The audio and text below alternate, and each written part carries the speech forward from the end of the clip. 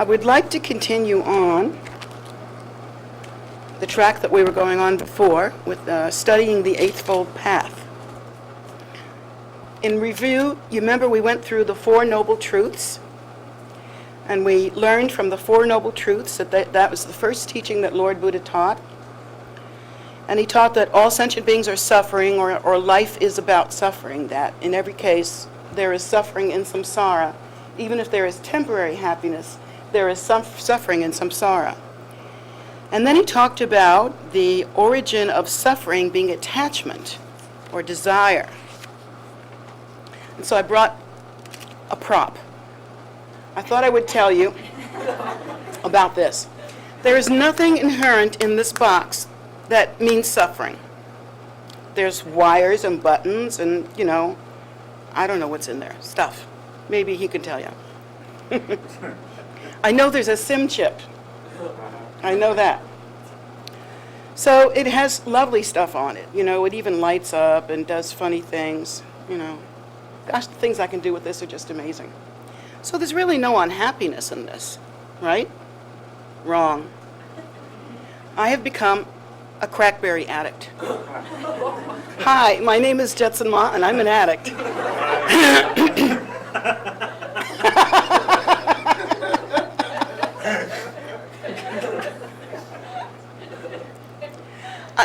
From the first moment I got it, it's been a joy and a horror at the same time. The joyful part is you could practically control the world from it, or at least try to. The less than joyful part about it is it will try to control you. And you cannot get a minute's peace if you're carrying around your little computer, because emails are constantly coming and that sort of thing. So it's a mixed blessing, but I knew that desire had struck me. And it's such a great Buddhist lesson, because like I said, this gizmo's great. There's nothing wrong with it. It should not cause suffering. But I have these nightmares. I've actually had these nightmares that I lost my BlackBerry. And because of that, I couldn't call anybody. And I was somewhere I didn't know where I was, so I couldn't call anybody and say, come get me. Because now that you have a BlackBerry, you don't remember any phone numbers. Everything's on speed dial, So that was my first dream. And my second dream, let's see, that was where, it was in a terrible situation. There was some sort of very terrible times were happening, and nothing specific, just rotten times. And I couldn't find my two dogs, my two heart children, Jada and Ewok. And I couldn't find them, and there was nobody around to help me look for them. And I'm thinking, I've got to call some help. Guess what? It was busted. So there I am, grieving about my dogs and dying about my crackberry. So here's the deal. This is a perfect display of what the Buddha taught. The Buddha taught, now I'll turn it off now, by the way. This is what the Buddha taught. The Buddha taught that it is attachment that brings us suffering. And it is desire that brings us suffering. Now, before I had this thing, I didn't desire it. But once I got it, I'm all over it. I tell you, I'm an addict. And I'm going to do the steps. So, because of attachment, I have fear that I'll lose this thing. And I'm watching my mind do this. It is so absolutely essential to watch your mind when it plays those games and does those trips to you. So educational and so awe-inspiring, because although obviously the Buddha wouldn't have known about a BlackBerry, he knows the condition of my mind. He knows that due to attachment and desire, because I love the stuff this thing does. I can get weather from 3 different sources, and I'm a real weather wonk. I could read news in bed by just reading it on my BlackBerry. It's just so cool. But here I am with this very cool thing that is now causing me suffering. Now, it's a silly example in a way, It's a silly example, because most of us suffer from things a whole lot worse than losing your crackberry. So I call it crackberry because that's what it is. People suffer from more horrible things, but it's a good example of showing you that even something that's a gift, when there's too much attachment and too much desire, it becomes a terrible, terrible burden. And this is a silly example because I can put this thing down. In fact, I can throw it in a lake, you know? And then it's over. Suffering's ended. I can control that, but so many people have things that are happening in their lives that they have no control over. Or at least they feel that they don't have any control over. It seems as though things are happening from the outside. And because of what happens to us and what we are given and what we are programmed with, we develop these very, very strong attachments. Even though if it's to a person, it's obvious. If it's to a car, it's obvious. If it's to a BlackBerry, it's obvious. If it's to a house, it's obvious, you know, what to deal with there and what you're looking at. But most of the time our desire is so mixed and so churning that we can hardly see or hardly track our mind well enough to know what exactly is going on. And so as the Buddha taught, we tend to think that we are suffering because of circumstance, when in fact we are suffering because of desire. And so I wanted to bring this up as a little prompt today, because I had that dream last night. And I thought, my goodness, what a perfect example.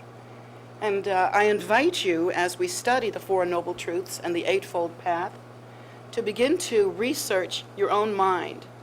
Begin to watch yourself. Watch the way you perceive, watch the way you think. Just begin to learn from your own mind. You may be surprised. We don't realize how attached and filled with desire we are, even when we are trying to practice renunciation. And it takes examining the mind. For instance, I could have said, well, this is a necessary evil. I have to have it because of my job, which I do. And I could blame it as outward circumstances. Oh, poor me. I have to have this because of my job. And, you know, I could go round and round about it, but the truth of the matter is, it's my own attachment. I was fine without it, and I'll be fine after it.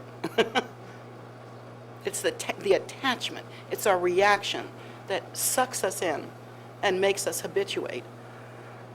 I just wanted to mention that as part of the Four Noble Truths, to give an example of how the arising of suffering is the same as the arising of desire and attachment, and that's really what causes our suffering, is our own reaction. The good news about that is that we have some power. We have some control. If random things were just being thrown at us in a chaotic way, and there was some valid reason, the way life appears to do, and there was there were knives or something, there would be some valid reason there to be suffering from that. You know, it's hard to control your desire when knives are coming at you. But for the most part, that's not what people are suffering from. They're not suffering from knives coming at them. They're not suffering from something that's so profound and so reactive and so immediate that they have no time to even reason things out. We have a marvelous capacity to watch our own minds. And this is unique to humanity. In none other of the 6 realms of cyclic existence, which I plan to teach about next week, in none of those realms, besides the human realm, and only under certain karmic conditions, is there the capacity to watch one's own mind and to practice and to awaken. It's simply not, and to accumulate merit, most of all. There is simply no way in any of the other realms. And that's why being a human is a precious rebirth and worth more than you could ever assemble in 100 lifetimes in terms of material goods, because of what is possible here through following the Eightfold Path and through using our minds, working our minds to sever the sickness and narcotic of desire and attachment. So who remembers does anybody remember the first four? Come on. Right view, okay. Yeah, the Eightfold Path. I'm sorry, was I not clear? I'm sorry. The Eightfold Path. What's the first one? Right view. Oh, wow. Gosh, and I didn't bring my lollipops. Okay. Good job. Right view, right intention, right speech, right action, right livelihood. And the next are right effort, right mindfulness, and right concentration. So we went through the ethical section, didn't we? Yeah, we went through the ethical conduct section, which was 3, right speech, 4, right action, and 5, right livelihood. And we discussed how ethics are so much of a part of the path because it teaches us how to live in a way that we do not create more suffering. For instance, with right livelihood, let's say. If America had been started by Buddhists, there would never have been slavery. Because, and of course our nation is still suffering from that, let alone the people that were tortured by it. I mean, so hard to understand what they must have gone through. Right livelihood precludes selling slaves or having slaves. It's not right according to the Buddhist, not doctrine, but logic and reasoning. It's a philosophical way of looking at things. It's not like dogma. So when you are a Buddhist and you're practicing right livelihood, it is simply not possible to trade slaves. That's a perfect example. Of course, right livelihood means that there's no slaughtering of animals, dealing in weapons, and that there would be no prostitution, and there would be no intoxicants and poisons and drugs and all the things that are troublesome to our society. They would not be possible if our society was a Buddhist society. It's not to say you wouldn't have your bad actors. Every single society and faith does. No doubt about that. But still, many of the causes for society's suffering would be gone. And I think that's why even the Tibetan lay people are noted to be very happy people. Because they are simple. They live simply, and they don't grow enormous attachments. Except maybe to their yaks, I don't know.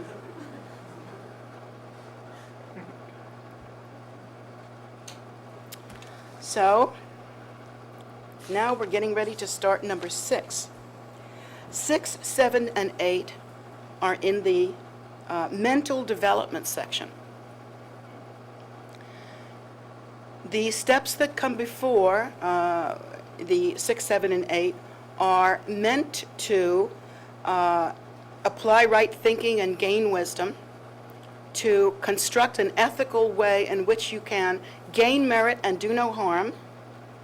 And now we get to mental development, and the mental development is the actual meat and bones of the path. Now, please don't use that as a reason to think that one step on the Eightfold Path is better than another. That would be typically human thinking, with our tendency to weigh and evaluate everything in sort of a faithless way. We tend to think, what faithless meaning, what do I want? So let's see, I like right livelihood better than right effort, because right effort's a little bit vague for me. People do think like that. So they think, all right, I'm going to nail down with the right livelihood. And once I'm a nurse, I'm pretty much Buddhist then. Not quite true. So right effort. Right effort is the blood of the Eightfold Path. It is the sort of like a precursor in a way, because you have to establish right effort, and there has to be right effort. There has to be effort for the path to work. To engage on the path, you have to be rightfully making that effort to engage on the path. Now, there's no shortage of effort in our lives. Contrary to what struggling people might think, and they are hard workers, like in third world countries, we here, and I don't even know if we're a first world country, I don't know what we are. In other countries where survival is an issue, of course, one works very hard, from dawn to dusk, and probably most days of the year when survival is very difficult. But for Americans, survival is not so difficult, and so it looks as though we have a lot of leisure time. In fact, we do have a lot of leisure time relative to other unfortunate sentient beings, and that's why we have the opportunity to practice. But there is no shortage of effort in our lives. See? We're actually very hard at work. We have determination. Americans have a lot of ingenuity. We just have, we can be a strong people. I think our government's working against us, but hey, that's just me.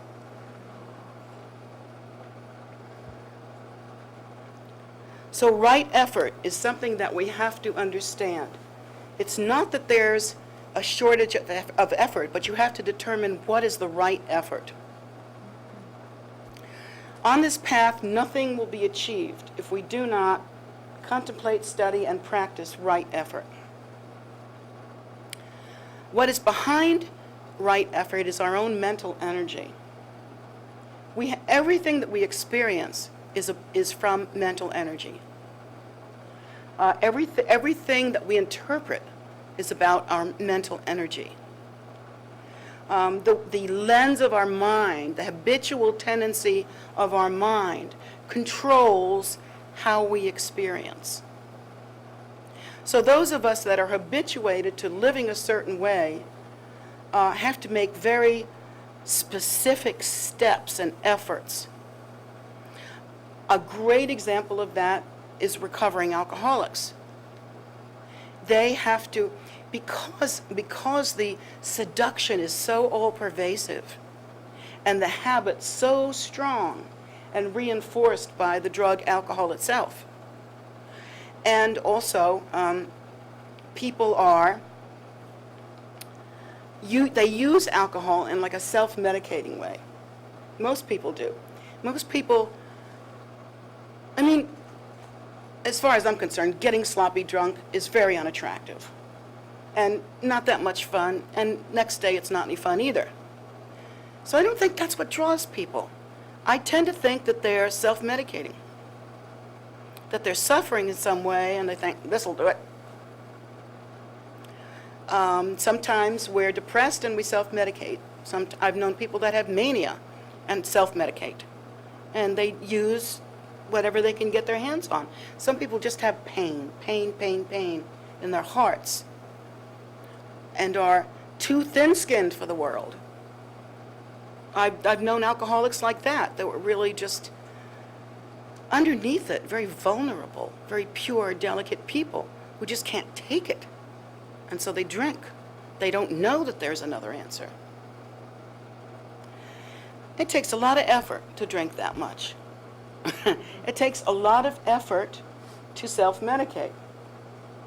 It takes a lot of effort to do the things we do to cope, to get to work, to get home, to take out the garbage, to send the kids to college. All this stuff is so effortful and so, and we know exactly how to do it because society trains us to do it.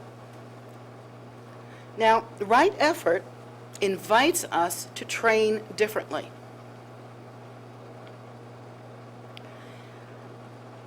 We are always exerting effort. Right effort brings us fulfillment, peace of mind, a certain contentment. Inappropriate effort, or what would I say? What is the word? The opposite of unwholesome. Unwholesome effort. What that does is it leads to mental confusion. If you want to be mentally confused, just keep right on. Keep right on with the ordinary efforts, without any guidance. Just keep blowing your effort out, spinning around in samsara like a bee in a bottle. Because that's what will happen. If we are constantly, like I think about, let's use a pertinent example. Say a person leaves the path. For whatever reason, they find dissatisfaction with the path. Heads up on that, that tells you something. Right there, there's something. If you leave the path, if you find dissatisfaction with the path, it's because you haven't done it right. I mean, the path is the path. You know, it leads to liberation if you work it right. If you don't, you just look stupid because you haven't done it right. And so most people that leave, they haven't done it right. And that's just, they've ended up in a certain position. Now let's say, having done some right effort in order to travel on the path and to do some practice, that they maybe gained some benefit from that or whatever. But circumstances, karma ripened, they didn't quite get it right, didn't keep themselves inspired on the path, didn't really keep Vajra confidence when you're moving forward on the path. And now this person is putting all of that same attention and energy that they put into meditation and the path, but they're putting it into gossip, wrong-headed activities, harmful activities, such as speaking ill of others, or trying to destroy others, or trying to destroy another person's path, or trying to destroy an organization or something like that.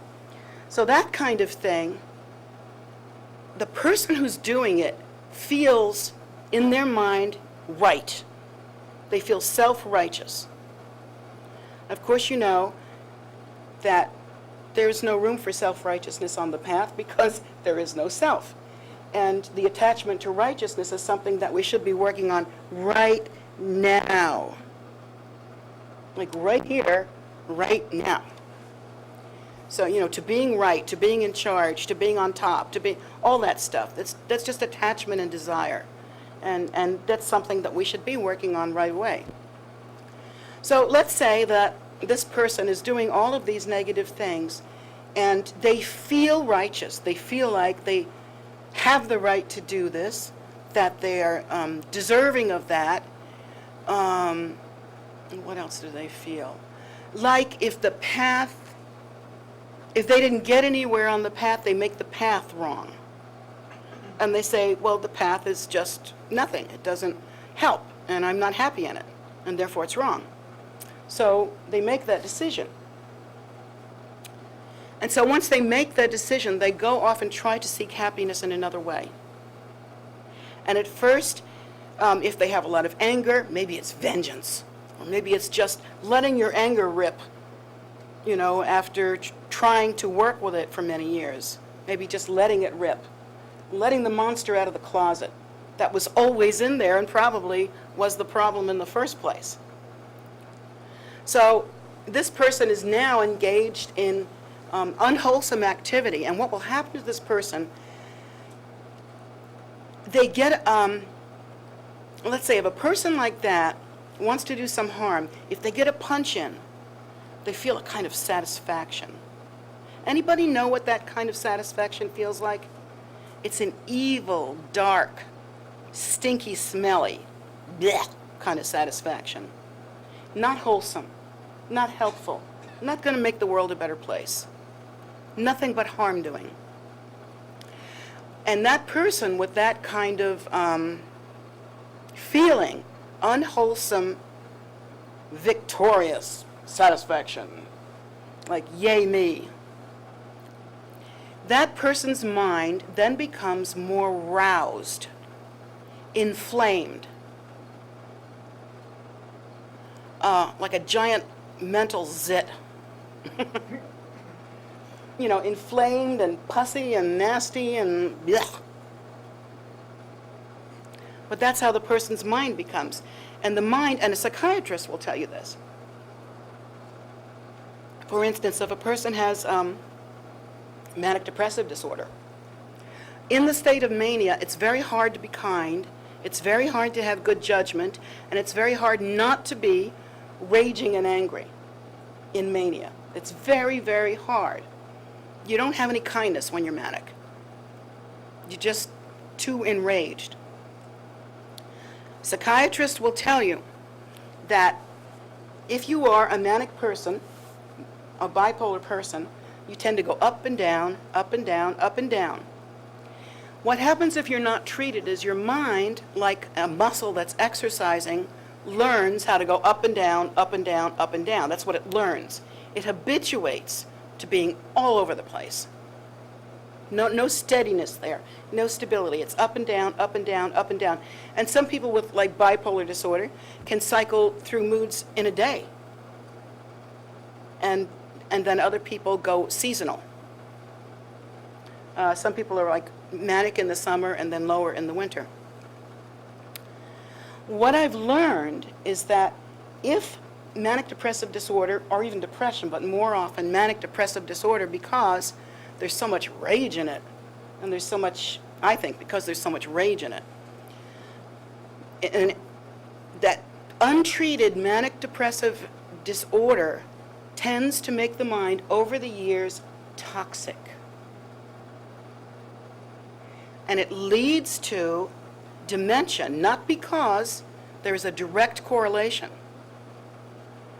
And it won't be a strict dementia, like old age dementia tends to have certain parameters. But it leads to, discombobulation. What happens is the mind is so filled with the stress hormones, so enzymes and whatever's floating, juices in there, so filled up with the stress stuff, the stress juice, and so filled up with the inflammation of rage and anger. And in mania, you tend to go round and round and round and round and round and round with no solution. And you don't think through things very well. The mind becomes, if it's untreated as a person ages, the mind becomes so toxic that if a person in their older age decides that they are going to go for some treatment and they get some treatment, the first thing that has to be done, my psychiatrist was telling me, is that you have to find out, yes, I have a psychiatrist, it's right out there in public. I suffer from depression. It's probably your fault.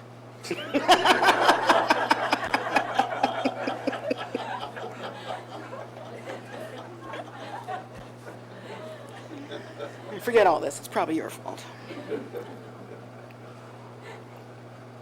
So he told me that first you have to treat them for this brain toxicity before you can even get back to treating them for bipolar disorder, which is the disorder. I thought that was amazing. A lot of times you have to backtrack by using antipsychotics, You have to use, there are certain medicines for dementia that those have to be used. I'm not really up on that. But you actually have to backtrack and detoxify the mind till you can get to where you can treat it. And that's the main reason why when I see a person that I recognize having the symptoms with bipolar disorder, I beg them to go get treatment, because I see what happens to people who are untreated for such a long time, and what happens to their mind. At that point, the mind becomes unreachable. When the mind is toxic, it is unreachable.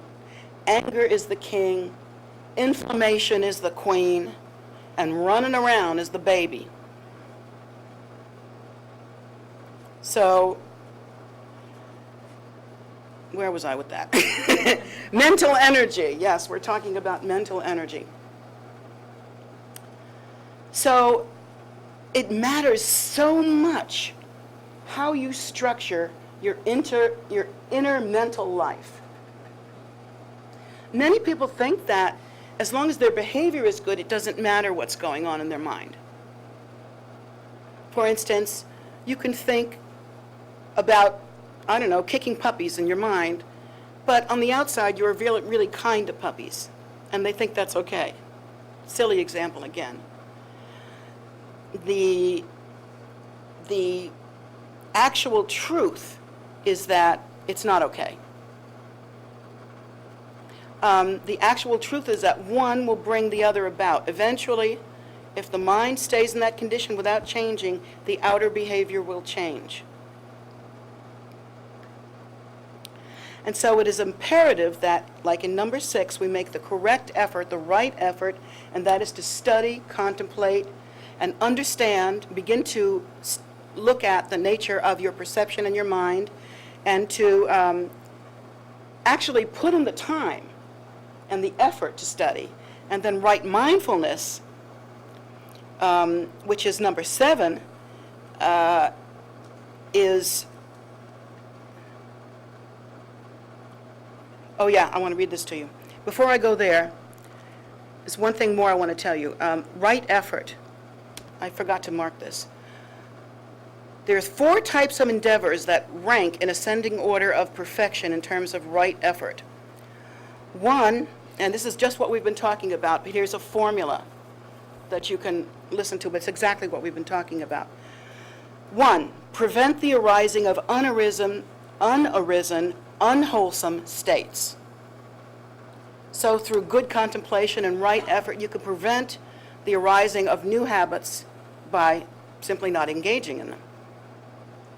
So you make an effort not to engage with an unfortunate habit. Number 2, to abandon unwholesome states that have already arisen. And here's where you take the right effort to examine your mind, examine your life, examine your habitual tendencies, and see what needs changing. To begin to abandon unwholesome states that have already arisen can happen through antidoting behavior. For instance, if you are extremely selfish, you have to practice little by little learning to give. If you really have, are, this is my stuff, nobody can touch it, you have to practice little by little, even if it's just a flower or $1 or, a gift, or even something of your own that you treasure so much. Right effort would be learning to give that joyfully. So that would be suppressing already unwholesome habits. And you have to actually, the word that's used is better than suppress, it's to abandon them. Number 3, to arouse wholesome states that have not yet arisen. Well, what would that look like? It would be practicing generosity. If you are that person who is selfish, to practice generosity in every way that you can. And for instance, if you were the kind of person that was not nurturing and kind, and you really admire people like that, and you want to be that way. So you practice 5 minutes at a time. You put the right effort into stepping outside of yourself and looking at the other being to see what they need, what would make them happy, to think of others before yourself. It's a practice that's very simple, but no one does it. To put others in front of you and say, how can I support this person? Rather than always being the one who's getting support and needing support and wanting support. That's not really a wholesome habit. That's a dependency habit. But let's say, on the other hand, you were to practice instead, you realize you're like that, and there's no shame in realizing you're like that. You have to realize you're like that. But then little by little, you begin to practice, you act differently. And at first, it's baby steps. And then eventually, those baby steps become habits. And eventually, those habits become recognition and awakening. And even on the simplest level, lead to a better life. Number 4 is to maintain and perfect wholesome states already arisen. So you examine them, that you find that you have certain good qualities. Like, let's say, you feel yourself to be very interested in the Dharma. I mean, interested in a real way. It excites you. The thought of it, you really like it. You like the practices. You like the atmosphere. You like everything about it. So in that case, that's a wholesome condition, because Dharma is something that, if you're going to have an attachment, that would be the thing to have. Because it'll eventually, if you're practicing it right, take care of itself. So let's say that you have that habit and you really like Dharma, and you decide you're going to use that to help others to like it, to help them to gain some excitement, to, let's say, you want to become a Chopin or an Umze. That's a practice leader, chant leader, or a person who handles the spiritual substances in puja. So you become really practiced at that. And that's that would be taking a natural, wholesome habit and bringing it up to the next level. Now you're competent at spiritual things. Okay? And let's say that you basically like animals. I mean, you just like them. Dogs, maybe. You basically like dogs. That's a good habit. I mean, as long as you're not too attached to them and they're not, you're not like an animal hoarder or something. But say you like dogs, and what would you do about that? Your next step would be, how can I help them? How can I alleviate their suffering? Same thing with the birds. I love the birds are so beautiful. We love them. But do we take the next step, which is to make their lives less horrible and more wonderful? So that's the kind of habitual tendency to constantly invite yourself to take and to go over and to make firm in your mind. It's so important to understand that on the path, that's really the basis of everything. Right effort and right mindfulness, my goodness, I mean, that's really what it's all about. To be on the path and not make any effort, one is not on the path. One is simply along for the ride, you would say. And it won't last. A person who is on the path and makes no effort to correct their mind habits and is still mean and hateful and angry and all that kind of stuff and makes no effort to correct that, is not practicing the Buddha Dharma. Even if they're wearing the robes, even if they got the beads, no matter what, they're not practicing the Buddha Dharma. Because the Buddha Dharma is about making one's mind wholesome. So now we move into right mindfulness. Right mindfulness has to do with cognition. Everybody perceives. We all have perception. If you took any two people and asked them what their perception of a certain situation was, or even to describe a certain situation, it would be radically different. And it's not that they remember differently, it's that they saw differently. That's the interesting thing. We actually, in the cognitive process begins with the impact of phenomena and how it meets our habitual tendencies. It's that meeting that is our perception.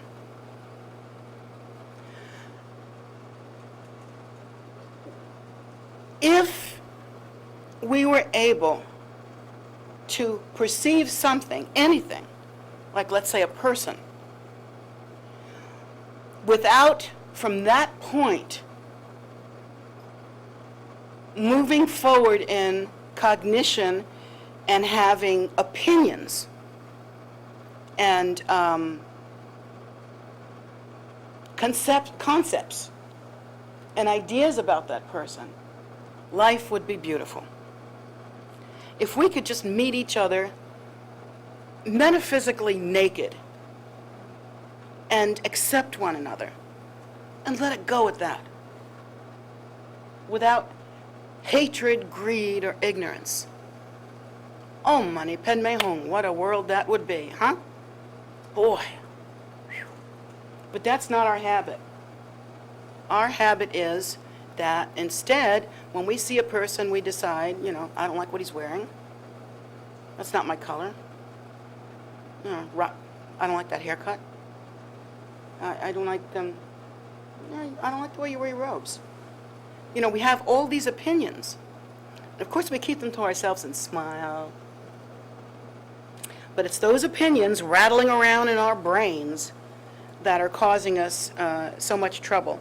We never stay with a mere impression and leave it wholesome.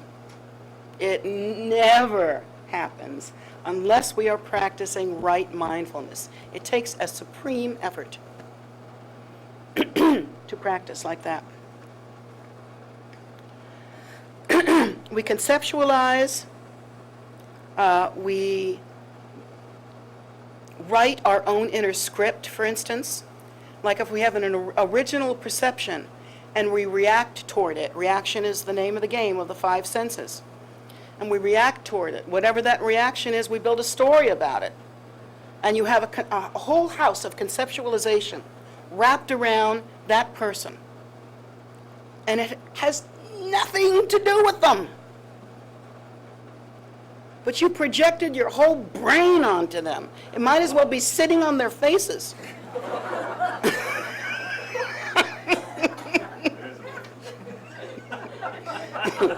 Just think of your brain on a head.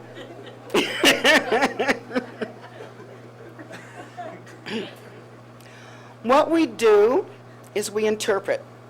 And we interpret according to our own thoughts and experiences.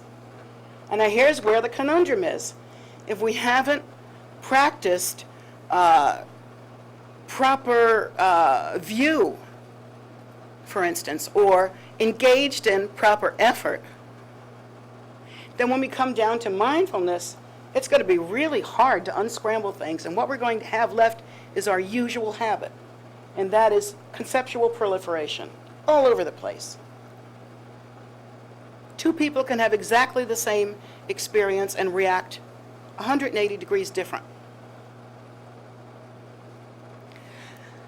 And it's all because of our previous habits, our previous judgments, because judgments don't go away, they pile on top of each other. And pretty soon you have a formula. And once you have a formula, it's over. So the mind then posits concepts joins concepts into constructs, and weaves those constructs into complex interpretive schemes. Ain't that? Yeah! But it's so right, isn't it? It's what we do. I mean, we can get all turned around and wrapped up in our little mental conflagrations or whatever, and you know, somebody can just come up to you and say, well, I saw it this way, boom, boom, boom. And suddenly your whole game is down. What do you do now? You know, another person has a completely different view about it. And so but you're still circling around with that, you know. That's how sentient beings do. And on the path, the job is to bust that game. Really bust that game. Very difficult to do, but it's possible. And does it take a short time? Can you do it in a weekend? No. It'll take the rest of your life and then some more lives if you don't go to Vajrayana, which we will, and then achieve a liberation in the Bardo. If not, you have to practice the Eightfold Path for lifetime after lifetime after lifetime. That's how long it takes. Nobody's being mean to you. That's how long it takes. You see Buddhism, you have to do it for 10 lifetimes, or you're going to be evicted. No, it's not like that. So, we make up all these complex constructions. Most of it happens only half consciously. And for some people, it's completely unconscious. Completely unconscious. But for some of us, for some people it's completely unconscious. For most people, it's only semi-conscious. And the way I've come to understand that is that sometimes you take a person who acts oblivious. They act like they do not know the effect they're having on another person. And you corner them. And you kind of break it down with them. You find out they actually know, but they don't want to deal with it. Know on some level. It can be a very subtle level, and maybe somebody like a friend or a therapist has to help you bring it out, you know, or point it out for you, because it may be so subtle that you didn't catch it. It's not that you don't see it; it's that you didn't catch it. So that's why it helps to work with your Vajra brothers and sisters and be willing to receive their thoughts about you and what, you know, and for instance with the ordained, they practice sojong, and sojong is wonderful because you really open up in front of the other ordained, and you become like naked in front of your brothers and sisters, metaphorically so. And they don't go in there and, you know. Wouldn't that be horrible? Oh, yeah.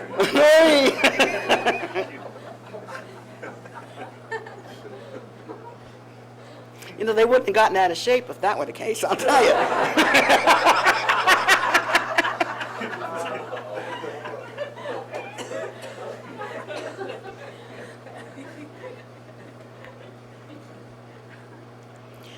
So it's only half conscious and somewhat obscured, and sometimes it helps when someone else points it out.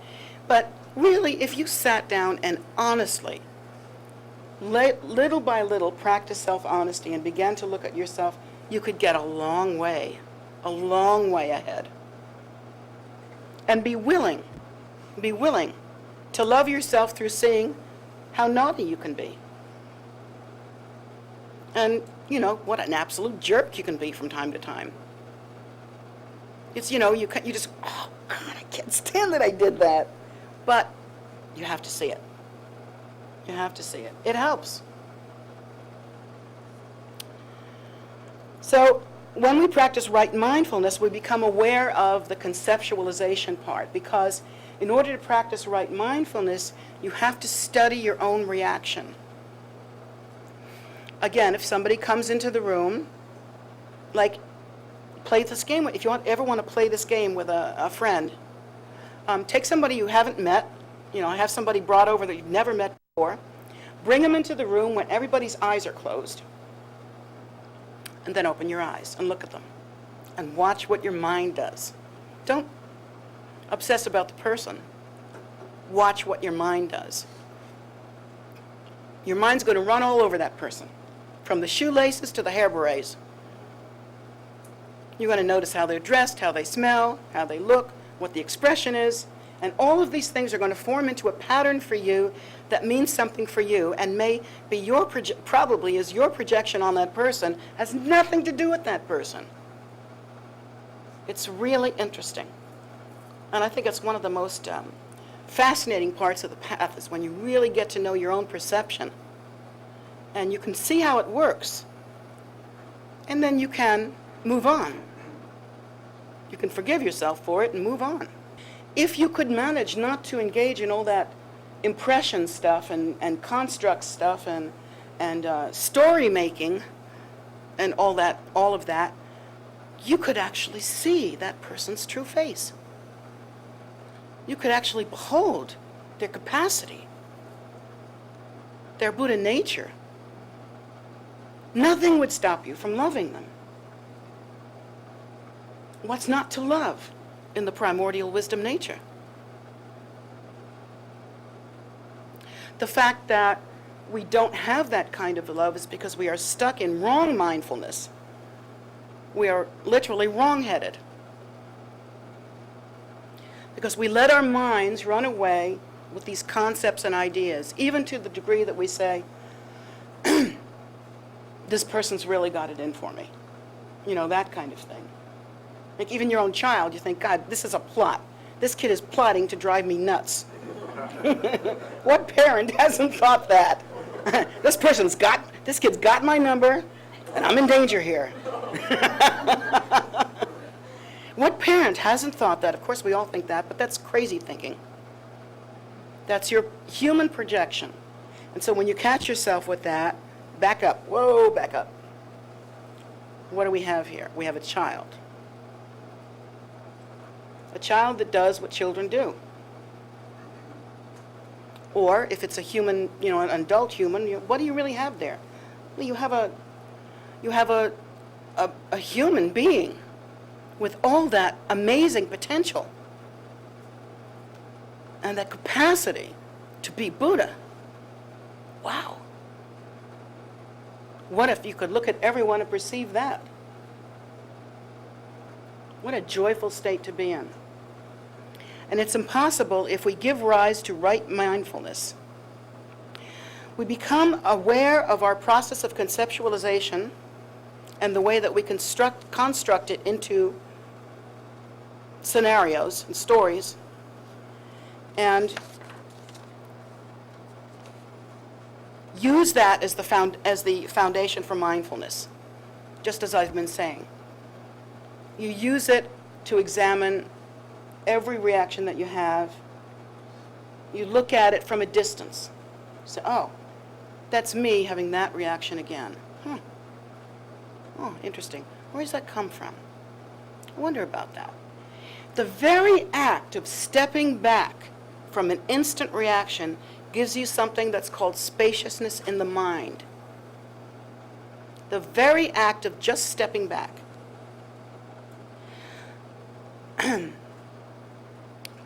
Most creatures have no space in their mind at all.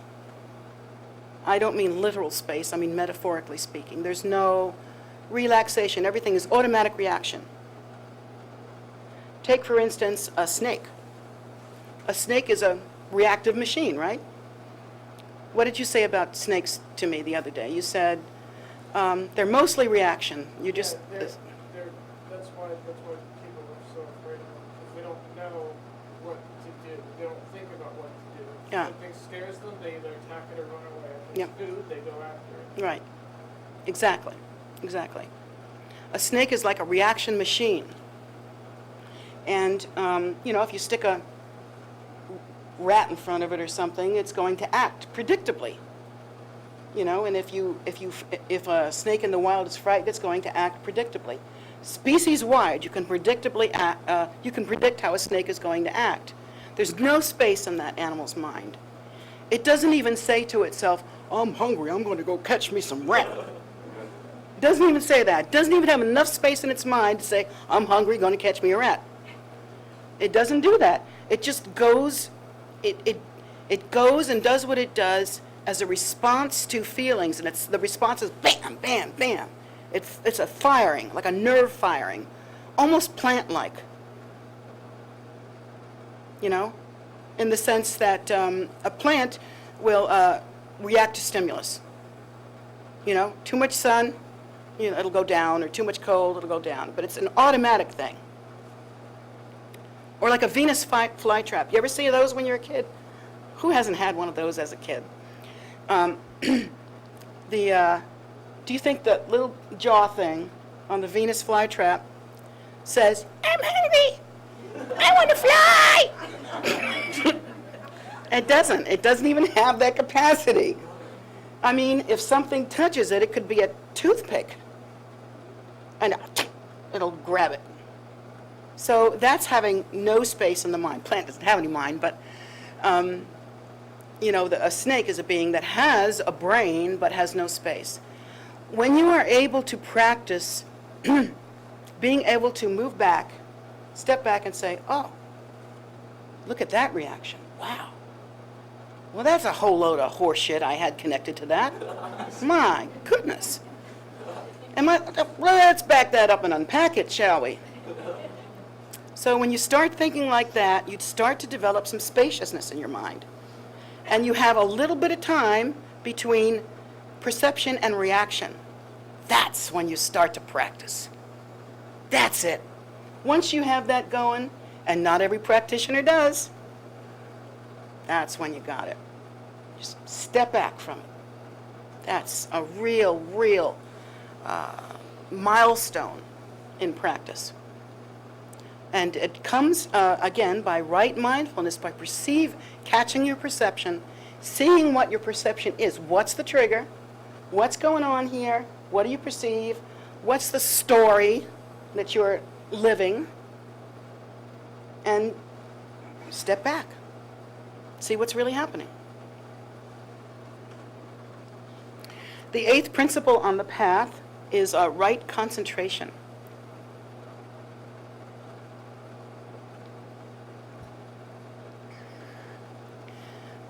The teaching is that concentration, concentration occurs in all of us. Have you ever gone without a meal? You get really hungry, suddenly you visualize cake. Man, and it's stronger than any deity visualization you've ever had. You know? Or, you know, you're on a fast. You know, I've always told people, if you say you can't visualize, the best thing to do is go on a fast. You will visualize night and day. You'll not be happy about it, but you'll see hot dogs, you'll see, you'll see chicken, you'll see, and it'll be right there. So, I don't buy that that you can't visualize. That kind of concentration is very strong. I mean, you know how it is. If you're really starving to death and you're really hungry and you're about to sit down to a big meal, don't let anybody get between you and that meal, because there's going to be trouble. Or if you're really, you know, if you really have to have something and you're about to have it, then boy, just don't get in the middle of that, because you're going for it. That kind of concentration is very, very powerful. And that's our natural capacity. That is our natural capacity. We use it all the time. The problem is we use it wrongfully. We don't use it in a way that is beneficial at all.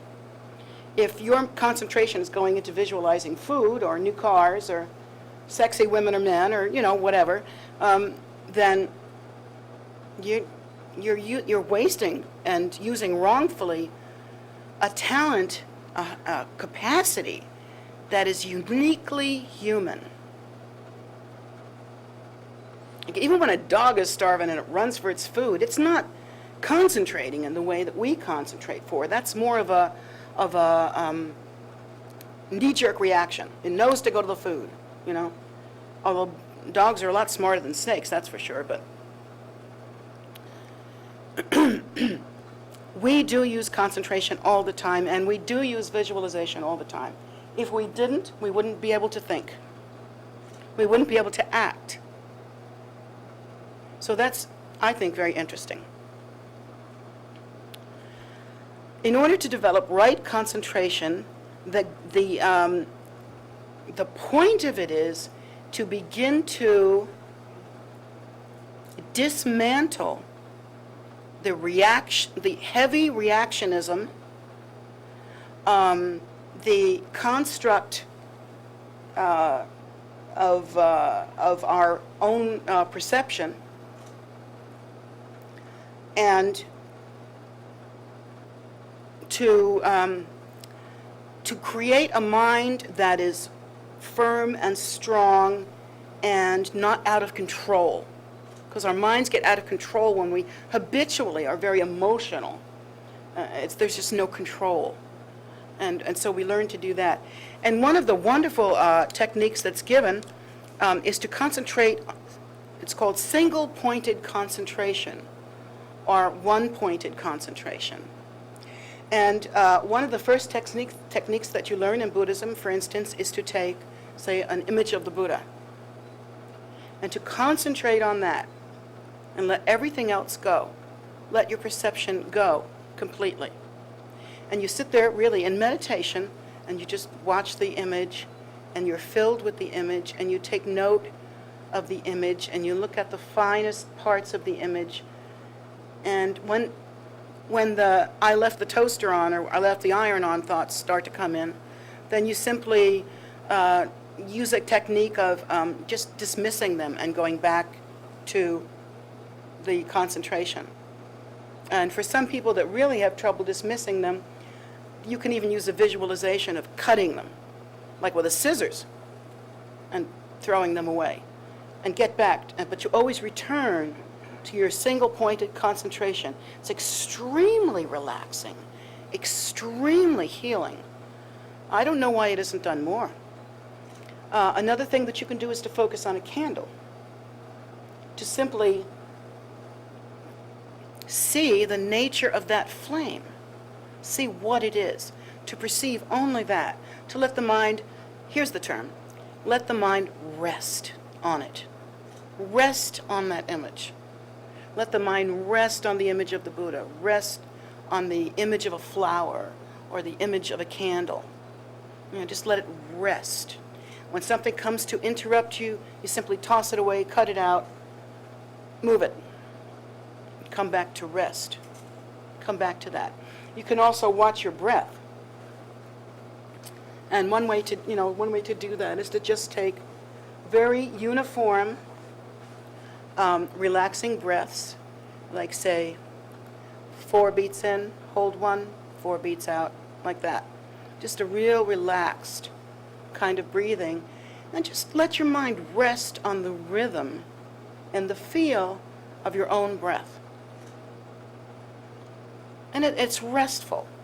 For a person whose mind is too active and too angry, it's very restful, very peaceful to do that. Just lovely. It's completely different from watching TV, which actually gets your mind a little stirred up. I know when I watch the news, I get stirred up, I'll tell you that. I start talking back to the TV, hey! So yeah, I get real stirred up. Then I go look at my candle. But it's that single-pointed concentration, and it's right concentration. It means wholesome. It's wholesome concentration. Your mind is not filled with scattered BS. It's not fighting battles that you had yesterday, which we do. We review all the stuff that happened to us. We ruminate on it. We fight battles we had last week. 2 weeks later, we thought of the smart comeback in the middle of our meditation. That is. So you fight that by using single-pointed concentration. And even if you do that, just laugh at yourself and come back. Always drop it, come back. Drop it, come back. So pretty soon you'll be able to do it for longer and longer and longer.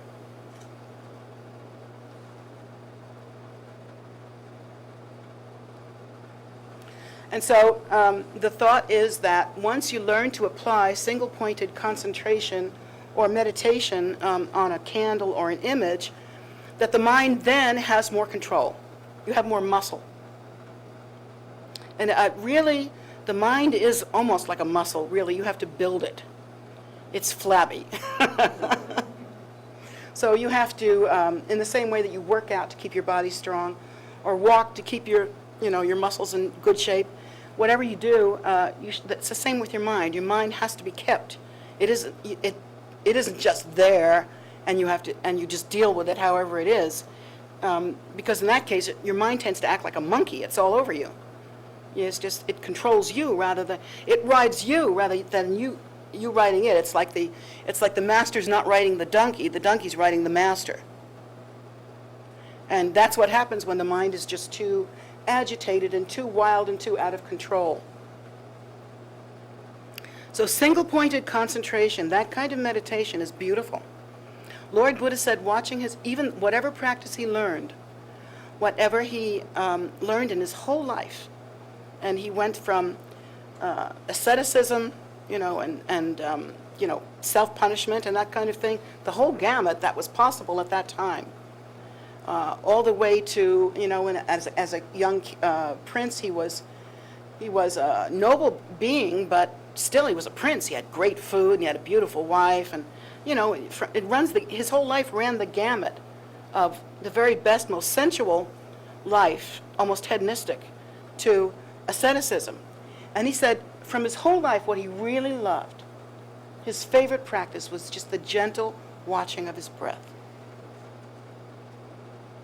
And so I just leave you with that, thinking that you might want to try it yourself. It's a beautiful practice, a healing practice. If you're sick, for instance, or depressed, or manic, or, you may not be able to do it without some sort of treatment or medication, but it behooves us to try. To calm the mind, to center the mind, to develop single-pointed concentration. To the degree that eventually, when you die and pass into the bardo, you actually meditate in the bardo without any distraction. And that's the fundamental underlying truth of the bardo. The bardo is as busy as our lives are. More so. Loud noises, bright lights, stuff you're not used to. And stuff you will interpret according to your mind. You will see your own mind in the bardo. Doesn't that scare you a little bit? It should. So rather than that, you learn the single-pointed concentration. Of course, eventually you learn POA. But the single-pointed concentration, if one can do that at the time of death and do not let the experiences of death take you this way and that way, because there are strong experiences. But if you're already so strong in your concentration that you can meditate like that to the moment of your death or to the moment of losing consciousness, the bardo will be so easy for you. Comparatively speaking, very easy. So, while this level of the Buddhist practice does not lead to enlightenment in one life, it takes this is the level that takes lifetime after lifetime after lifetime of consistent practice on the Eightfold Path in order to achieve some realization. So that's the slow route. Mahayana is a bit quicker, and Vajrayana is the one practice in which you can, the one method in which you can achieve realization in one lifetime or at the time of death. So, of course we want to go for that. We want liberation, and we want it now, gosh darn it! So but in order to do that, you must train your mind according to the Eightfold Path. There is no doubt that this is the foundation of the Buddhist teaching. And by itself will produce result. Tremendous result. And so if all you ever do is practice the Eightfold Path, I will be proud of you. I'd love to see you go further. But this is, straight away, this is what the Buddha first taught. And so next we'll go further, and we'll look at Mahayana and begin to see what else the Buddha taught. So that'll be it for tonight.